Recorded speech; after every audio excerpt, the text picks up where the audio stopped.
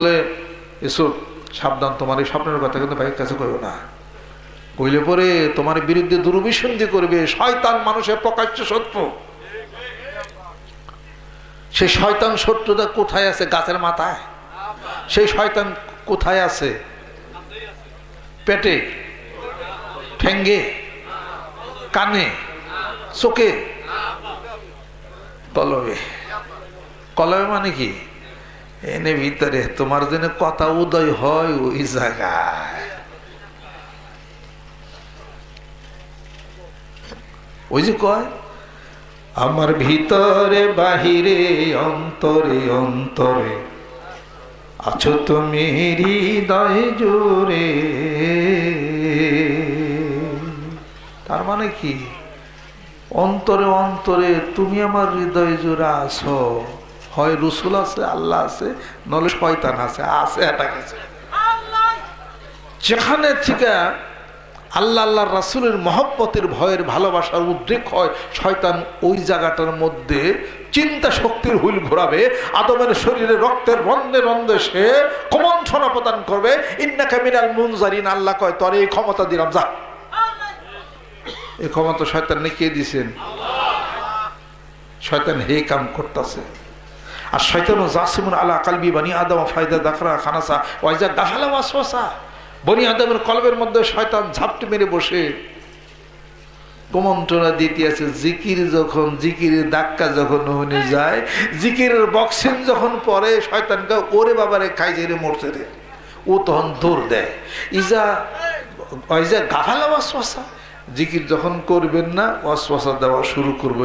একটু জোরে জোরে জিকির করেন, ওরে পিটান ঠিক মতো, ওরে ভূতা না দিলে ঠিক হবে না। কথা ঠিক কিনা? অথবা মানিকগঞ্জ দরবার শরীফের অনেক টিট্টে ফেত্তা ফাসাদের জমানায় মানুষ কত পাপ গুনার মধ্যে রয়েছে। জিকির একটু জোরে করলে কি মাথা কি হয়েছে? ভূতে পাইছে না গোর? তোমার ভূত ছোড়ানোর জন্য জিকির কর। কয়েক 30 দিন জিকির জুড়ে করো, তারপরে মশলা দিয়েও যাও। আমি আপনাদের খেদমতে আরাজ করতে চাই, আসেন কালেমা লা ইলাহা ইল্লাল্লাহ জিকির, সুবহানাল্লাহ, আলহামদুলিল্লাহ, আল্লাহু আকবার, লা ইলাহা ইল্লাল্লাহ। চক্ষু বন্ধ করে ধ্যান খেলের মাধ্যমে জিকির করেন। আর আগেও জিকির করছেন, সোয়াব হইছে, দেন হয় নাই। কথা ঠিক কিনা? প্রশ্ন, আল্লাহ নবী সাল্লাল্লাহু আলাইহি ওয়াসাল্লাম জামানা এরকম কি চক্ষু বন্ধ করে এরকম মাথা ঘুরিয়ে আসেল? আসেল না। ওগুলো আমরা মোটামুটি ভালোই জানি। আমরা ছিল না, ছিল কি, থাকবে কি? রাসূল খুদা সাল্লাল্লাহু আলাইহি ওয়াসাল্লাম যাকে দেখলে জাহান্নামের আগুন হারাম, জান্নাতি। আপনি কি আল্লাহর নবীরে দেখছেন? স্বপ্নে দেখছেন, জাগ্রত দেখার নাই তো। জাগ্রত যদি কেউ দেখে ইমানের সাথে সাহাবী হইয়া যায়। সাহাবী দেখছেন, তে তো তাবি হইতেন। তাবিরি দেখছেন, তে তো তাবি তাবি হইতেন। ইমাম হানিফা রাহমাতুল্লাহ তাবি ছিলেন। ওনারা দেখছেন, তে তো তাবি তাবি হইতেন। কিছুই তো দেখেন নাই আপনি। তা আপনি তো এমনি কি, আপনার তো পাওয়ারই না, পাওয়ারলেস। চুম্বকের কাছেই যান নাই, চুম্বক হবেন কেমনি করে? আল্লাহ নবী সাল্লাল্লাহু আলাইহি ওয়াসাল্লাম কাছে থাকলে কলব এমনি খুলে যেত, চক্ষু বন্ধ লাগতো না, এত মাথা করে জিকির করানো লাগতো না। হযরত হানজালা রাদিয়াল্লাহু তাআলা আনহু, আল্লাহ নবী সাল্লাল্লাহু আলাইহি ওয়াসাল্লাম বলেন যে হানজালাকে দেখি না কেন? তখন কয়েক সাহাবী গেলেন হযরত হানজালা রাদিয়াল্লাহু তাআলা আনহু বাড়িতে। দরজারকে কাঁদতেছে। কয় ভাই হানজালা কান্দো কেন?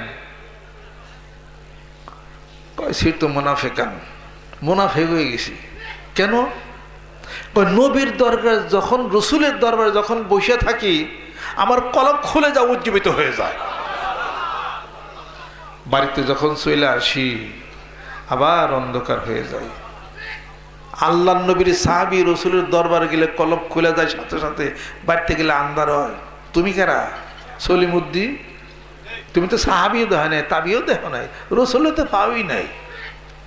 খাওয়া দাওয়া ঠিক নাই, খাই হলো ভেজাল, কয় হলো মিশা কথা। তারপরে কয় জোরে জিকির করেন লাগবো কে? গাছের মাথায় উঠ